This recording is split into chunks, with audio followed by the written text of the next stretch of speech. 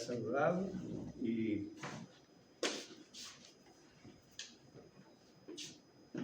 cuando nosotros recién nos convertimos al Señor hace ya algunos años, bueno, cuando comenzamos a ir a la iglesia con mi esposa, con Pilar, y mis hijos que eran muy pequeños, antes decíamos, ¿no?, que aquí hoy día no tenemos instrumentos. Bueno, alabamos al Señor con las imágenes de la letra ahí, cantamos. Chari decía que cuando empezaron, lo hacían con un cassette, ¿no? Pues cuando nosotros empezamos a ir a la iglesia no había ni cassette, ni imagen, ni nada. El instrumento era un pandero, y ya está. Y las manos. Así nomás era.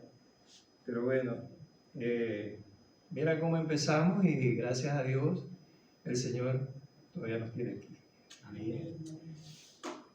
No es del que quiere ni del que puede, ¿no?, sino de quien Dios tiene misericordia, dice un versículo que vamos a tocar también. Bueno, hermanos, hoy día yo voy a empezar de una forma un poquito, me disculpáis si a lo mejor un poco ortodoxa se puede decir, pero voy a empezar con una historia que la compartí en un culto de oración. Se cuenta de un hombre, a lo mejor ya la habéis escuchado, pero bueno, vamos a repetirla, ¿no? Se cuenta de un hombre que había estado trabajando hasta bien entrada la noche. Cuando salía del trabajo con dirección a su casa, tenía que dar un rodeo al cementerio del pueblo. Pero esa noche estaba tan cansado que decidió tomar un atajo y cruzar por en medio del cementerio del pueblo. Con tan mala suerte que debido a que la noche era totalmente oscura, cayó en una tumba abierta. Trató como más pudo de salir de ese hoyo. Tiró piedras hacia afuera, dio voces con todas sus fuerzas, con la esperanza de que alguien le escuche y venga a su rescate. Pero nada de eso dio resultado. Finalmente se dio por vencido y se sentó en una esquina de la tumba a esperar a la mañana siguiente a ver si alguien lo sacaba. Más tarde, esa misma noche, un borracho iba atravesando el cementerio y cayó en la misma tumba abierta. Así que, al igual que el primer hombre, empezó a gritar, pidiendo ayuda, lanzando piedras hacia afuera, pero no recibió respuesta. Luego, de repente, una mano apareció salir de la nada y le tocó el hombre y una voz que le dijo: «Oiga, amigo, no hay manera de salir de aquí». Entonces, asombrosamente y de un solo salto, el borracho salió de la tumba. Este relato es una antigua broma, hermanos, pero llevado al plano espiritual, demuestra la verdad de que solo podemos vivir una vida cristiana plena si tenemos la motivación correcta. Aun cuando las circunstancias a nuestro alrededor parecen habernos hecho caer en una tumba abierta, en el pozo de la rutina, en el tedio, en el conformismo, en la comodidad, es bueno saber que el Señor nos ha enseñado a cómo salir de allí. El tema en esta tarde, entonces, yo le he puesto la motivación correcta para vivir una vida cristiana. Y la he dividido en 3 puntos. Primero, el origen de la motivación. Segundo, el objetivo principal de la motivación. Y tercero, el resultado de la motivación. De hecho, nosotros estamos aquí ahora mismo, a través de unos años, de un tiempo hemos venido congregándonos y siendo parte del cuerpo de Cristo, porque en un principio hubo una motivación en nuestras vidas. Fue algo o alguien que nos motivó a seguir en este camino. Obviamente ese alguien fue el Señor, a través de la persona del Espíritu Santo. Siempre hay una motivación para cualquier cosa, aún en lo secular. Si queremos obtener algo, tiene que haber un estímulo, algo que nos lleve a buscar el propósito que nos planteamos, ¿no? Primer punto dice el origen de la motivación.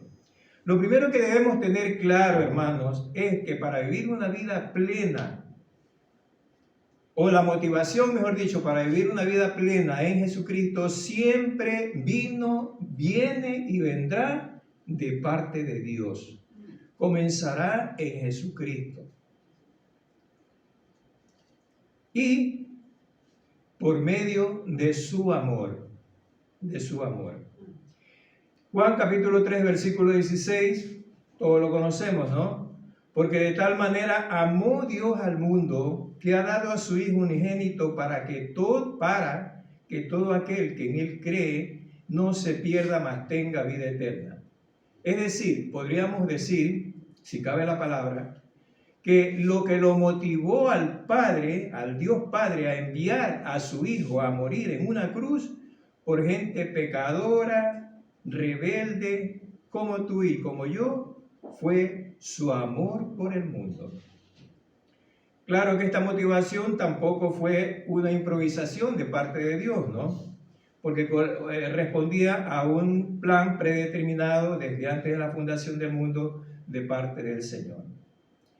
En Juan capítulo 13, versículo 34, dice el Señor en su palabra: un mandamiento nuevo os doy, que os améis unos a otros, como yo he amado, también os améis unos a otros. Ahí tenemos una motivación también para que nosotros podamos amarnos unos a otros.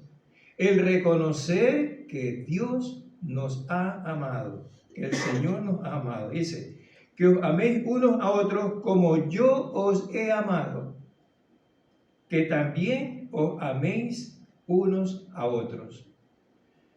La mejor forma de mostrarle a mi hermano, a mi hermana,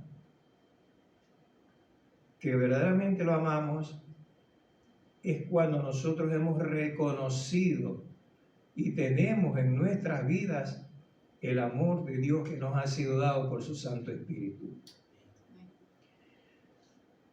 Haber experimentado el amor de Dios en nuestras vidas, en particular su gracia, su misericordia, su fidelidad, eso nos debe motivar tremendamente para amar a nuestros semejantes, no solo a nuestros hermanos, sin tener que escoger las circunstancias para hacerlo. Hace un par de semanas me llamó una chica, se llama Heidi, es hondureña también, y me dice, me han dado su teléfono porque sé que usted reparte comida y eso. Le digo, sí. Entonces me dice, mire, ¿qué pasa? Que he llegado aquí a Cabra porque me ofrecieron un trabajo y resulta que llegando aquí ya estaba ocupado el trabajo, ya estaba ocupado el sitio. Entonces me dice, estoy pasando un poco mal, dice, porque no tengo comida y me han dado posada aquí en una casa, a ver si me puede ayudar. Entonces yo le digo, vale, no hay problema, le digo, ¿cómo hacemos para que vaya a verla? ¿No sabes dónde es? ¿Te han dicho algo? Dice, no sé dónde es, ni nada. Bueno, total, para no negar el caso, me acerqué a la casa de ella y le llevé algo de alimento.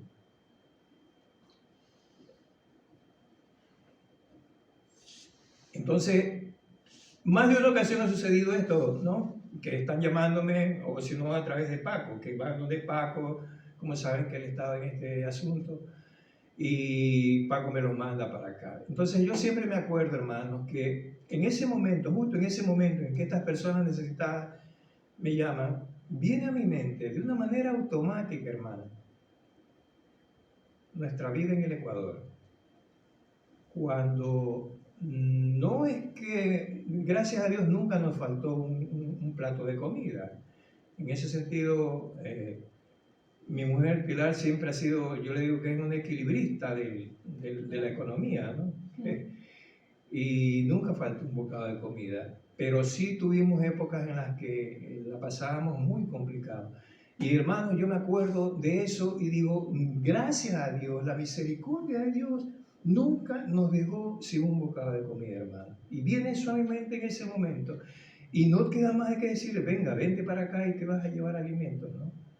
Yo he sentido, yo he experimentado el amor de Dios en mi vida, por eso de alguna manera, pues también, si se puede decir, estamos porque también podía haberle dicho, ¿no? bueno, tráeme el DNI, la copia del DNI, el certificado y vente el 15 de febrero, que es cuando repartimos la comida. Que en ciertas instituciones hacen eso, pero me acuerdo de eso, ¿no? Como yo he amado, que también os améis unos a otros. Ahora, en esto no hay mérito alguno, lógicamente, porque dice en Juan capítulo 4, 19, dice, nosotros le amamos a Él porque Él nos amó primero. Eso debe estar pero grabado a fuego en nuestros corazones, hermanos, que Él nos amó primero. Bendito sea el Señor. Es Dios el que nos motiva a todo lo que tiene que ver con su relación permanente con Él. Y esa motivación siempre tendrá su origen en el amor, como hemos dicho, obviamente por medio del Espíritu Santo. Filipenses 2:13, otro versículo muy conocido, y que lo he mencionado, dice, porque el que pone en vosotros tanto el querer como el hacer por su buena voluntad, Dios es el que pone en vosotros tanto el querer como el hacer por su buena voluntad o por la voluntad de Dios. Ahora, esto no nos exime de nuestra responsabilidad de tomar parte en querer y en hacer. ¿Y cuál es nuestra responsabilidad? Obedecer a la voluntad de Dios, esto que Dios ha puesto en nosotros, el querer y el hacer. Dios pone el querer y el hacer, pero la parte nuestra es obedecer aquello que Dios ha puesto en nosotros, querer y hacer. Esto nos lleva al segundo punto, el objetivo principal de la motivación. Marcos capítulo 14 relata la noche en que el Señor Jesucristo es apresado. Llegan al lugar llamado Getsemaní. En el versículo 33 del capítulo 14 dice el Señor Jesucristo, mi alma está muy triste hasta la muerte. Sinceramente me resulta difícil pensar que mi Señor y Salvador, aquel por quien todas las cosas fueron hechas por Él y para Él, que es el dueño del universo, se haya desmotivado en ese momento, ¿no? Pero también podemos pensar, y pues vamos al pensamiento de que Él era hombre, ¿no? Y como tal, dice la Escritura que se angustió enormemente. Se angustió en el momento tuvo su momento de angustia. Y no era para menos porque la copa de la ira del pecado de la humanidad iba a caer total y absolutamente sobre él. Entonces, ¿qué es lo que motiva a seguir adelante en ese momento al Señor? Marcos capítulo 14 mismo, en el versículo 36 dice, Padre, todas las cosas son posibles para ti, aparta de mí esta copa, mas no lo que yo quiero, sino lo que tú. Lucas pone ahí, pero no se haga mi voluntad, sino la tuya. Entonces, lo que motivó, entre comillas, porque tenemos que recordar que Él era Dios también, al Señor a proseguir en su camino hacia la cruz fue su obediencia a la voluntad del Padre. La verdad es que la salvación otorgada a nosotros, hermanos, por Jesucristo, parte de su obediencia perfecta a la voluntad de Dios. Si el Señor hubiera sido desobediente, ¿estuviéramos aquí? No creo. Entonces, hermano, el segundo punto que tenía como título el objetivo principal de la motivación es la motivación para ser creyente y para vivir una vida plena en Cristo, es la obediencia a la voluntad de Dios. Esa debe ser la motivación diaria y constante de cada uno de nosotros. Obedecer a Dios. La mañana cuando nos levantamos, a lo mejor, ¿no? Poner el pie en el suelo y decir, Señor, en el nombre de Jesucristo, hoy día, Padre, voy a hacer tu voluntad, a tratar de hacer tu voluntad plenamente. Señor, permíteme caminar derecho en tu voluntad. ¿Y sabes una cosa? Dios te ayuda y lo consigue. Gloria al Señor.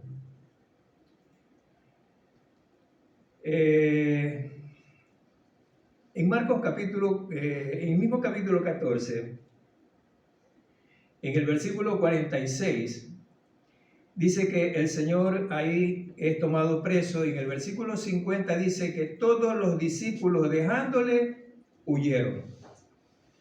Aquí sí que no me cabe la menor duda que empezaron a desmotivarse, probablemente por el temor lógico de ser apresados, de ser cogidos, porque habían sido seguidores del Señor, ¿no? Y a lo mejor ya los tenían identificados.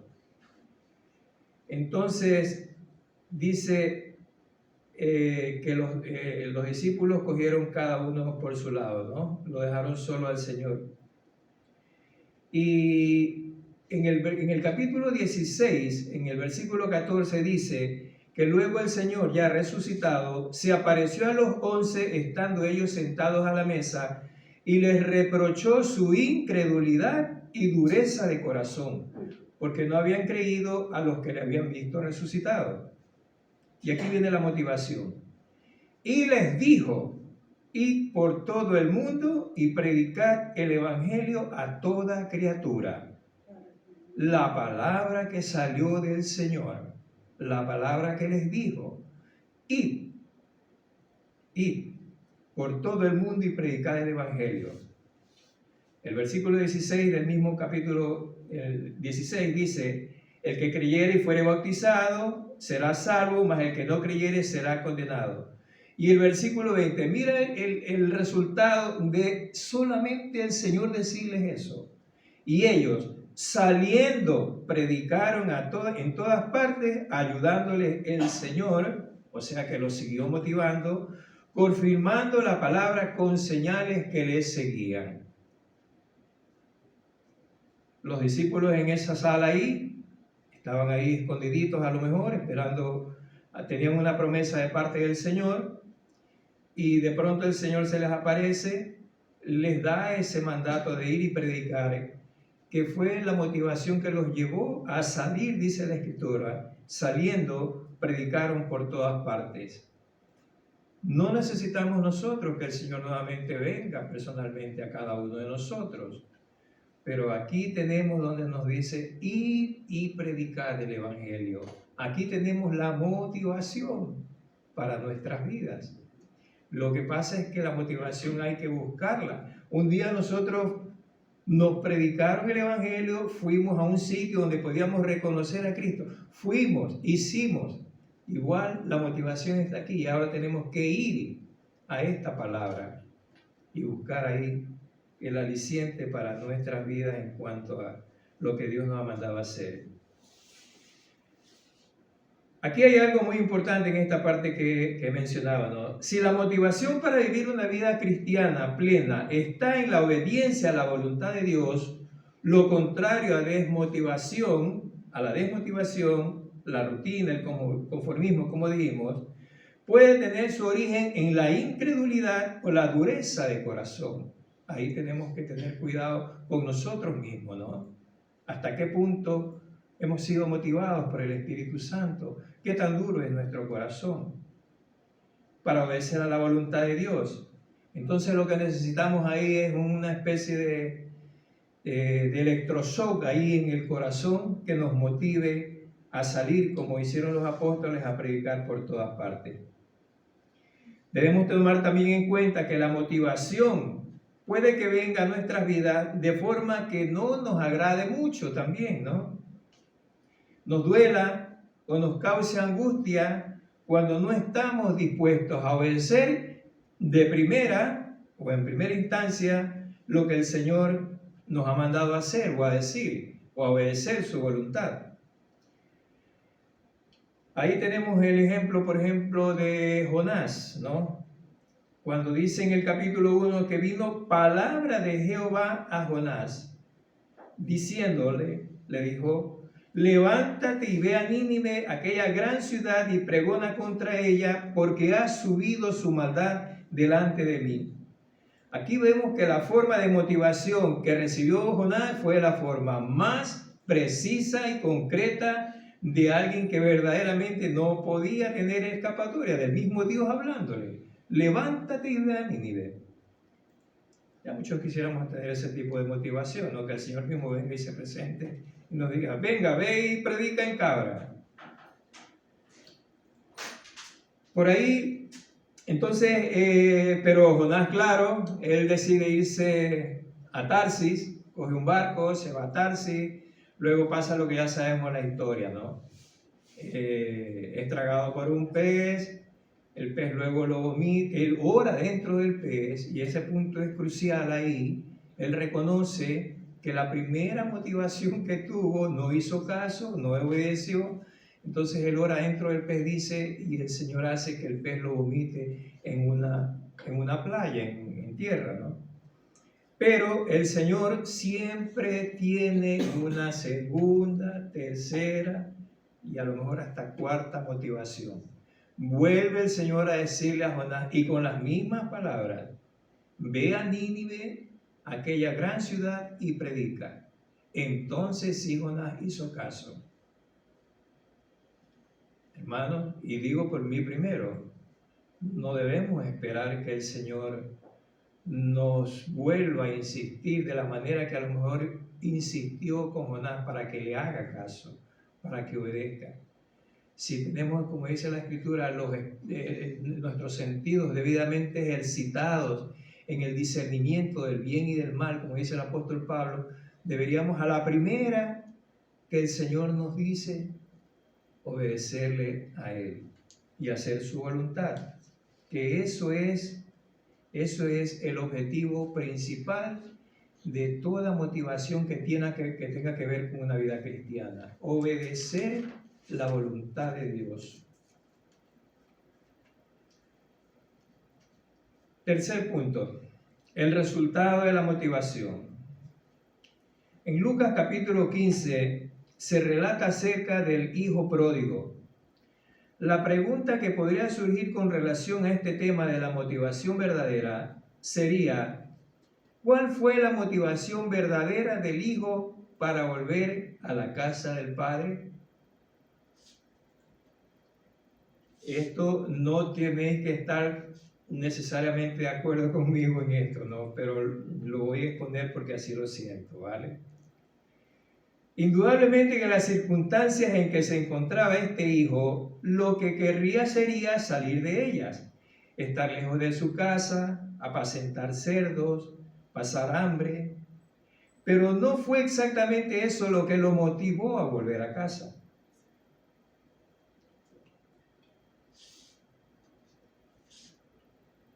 En el versículo 18 de Lucas 15 dice, el muchacho, el hijo, dice, me levantaré e iré a mi padre y le diré, Padre, he pecado contra el cielo y contra ti. Lo que lo motivó en realidad cuando volvió en sí, como dice la Escritura, fue su reconocimiento y arrepentimiento de que había pecado contra Dios y contra su Padre. Es decir, fue motivado a volver a la obediencia a Dios y a su Padre, lo cual daría como resultado su restitución a la vida. Porque el versículo 24, el Padre dijo, porque este mi hijo era muerto y ha revivido. En Hebreos capítulo 12, versículos 1 y 2 dice, por tanto a nosotros también, teniendo en derredor nuestro tan grande nube de testigos, despojémonos de todo peso y del pecado que nos asede y corramos con paciencia la carrera que tenemos por delante. Versículo 2. Puestos los ojos en Jesús, el autor y consumador de la fe, el cual, la motivación, por el gozo puesto delante de él, sufrió la cruz, menospreciando el oprobio, y se sentó a la diestra del trono de Dios. Aquí mirando unos comentarios, o sea, en un estudio que hace, se me fue el nombre de este autor, pero él pone varios conceptos, varias opiniones en cuanto a cuál fue el gozo cuál fue el motivo del gozo por el cual el Señor dice que sufrió la cruz, ¿no? Entonces ahí este hombre expone, ahí dice que unos opinan que fue el ver su obra de sacrificio, su obra de redención terminada. Otros dicen que fue el ver los salvos, la gente que él había salvado por su sacrificio, también los vio ya redimidos, ¿no? Pero hay otro concepto que tiene que ver con lo que estamos hablando, que es que el gozo puesto delante de él fue porque en definitiva el Señor sabía que iba a terminar su obra porque Él era Dios. Él sabía que la obra suya iba a ocasionar que los pecadores seamos redimidos. Eso lo sabía. Pero entre el comienzo y el final de ese propósito, el Señor tuvo una vida total y absolutamente de obediencia a Dios. Entonces el gozo, otro de los conceptos de este respecto es que el gozo del Señor vio fue la obediencia, o sea, el haber cumplido con la obediencia total y absoluta al Padre Celestial. Ese fue lo que lo motivó a él, el gozo de haber obedecido al Padre. Y hermanos, eso es una tremenda lección también para nuestras vidas, hermanos. Porque viéndonos nosotros en el estado que estamos ahora, reconociendo que somos hijos de Dios, salvos por su gracia, por su misericordia, eso nos debe dar a nosotros un tremendo gozo para poder, en medio de ese gozo, de esa motivación, vivir una vida de obediencia al Señor. El Señor vio ya su obra terminada. Nosotros ya vamos camino al cielo y nuestra motivación debe ser esa, el gozo de obedecerlo día a día al Señor. Más motivación que esa difícilmente podamos encontrar. Gloria al Señor. En Juan capítulo 17 conocemos aquello como la oración intercesora del Señor, ¿no? Este fue el capítulo que relata el momento previo a cuando el Señor fue tomado preso. Y el Señor está orando. Y en el versículo 4 dice: yo te he glorificado en la tierra, he acabado la obra que me diste que hiciese. ¿Cómo glorificó Jesucristo al Padre en la tierra? Jesucristo dio gloria y honor a Dios con su perfecta obediencia a la voluntad del Padre, lo cual lo llevó a obtener el resultado de salvación de nuestras vidas. Es que, hermanos, glorificar a Dios con nuestras bocas es muy fácil, es muy común y está bien, ¿no? Gloria a Dios, aleluya, Señor. Si lo decimos de corazón, muy bien. Pero la verdadera forma de dar gloria a Dios es obedeciendo su voluntad. Esa es la mejor forma de glorificar a Dios, motivados porque mantenemos nuestros ojos puestos solamente en Jesús, el autor y consumador de nuestra fe.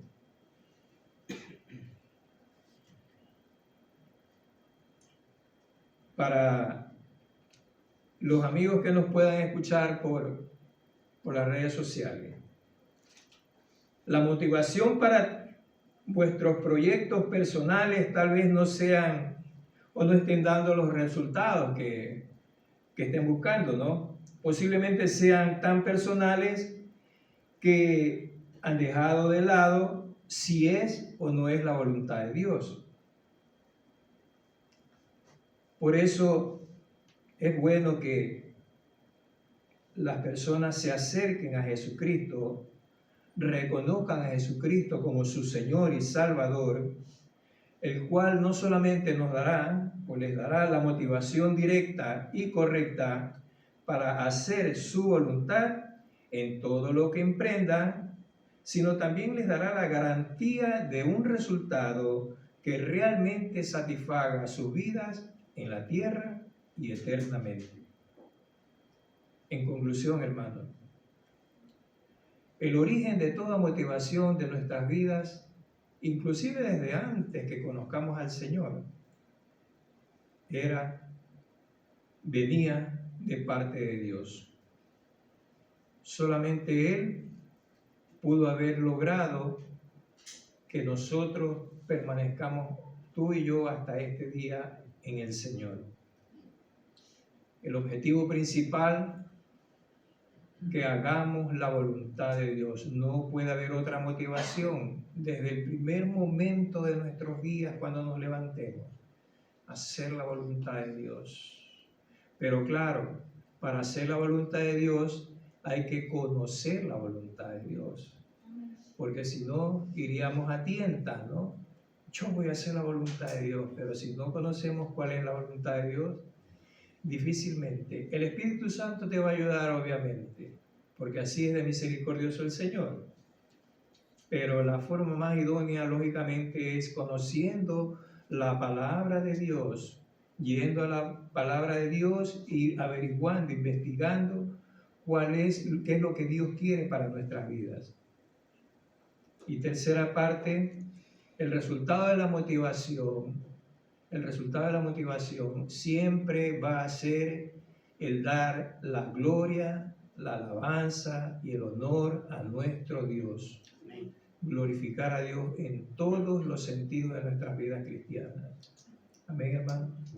Padre, gracias por tu palabra, Señor. Ayúdanos en el nombre de Jesucristo a ser fieles a tus designios.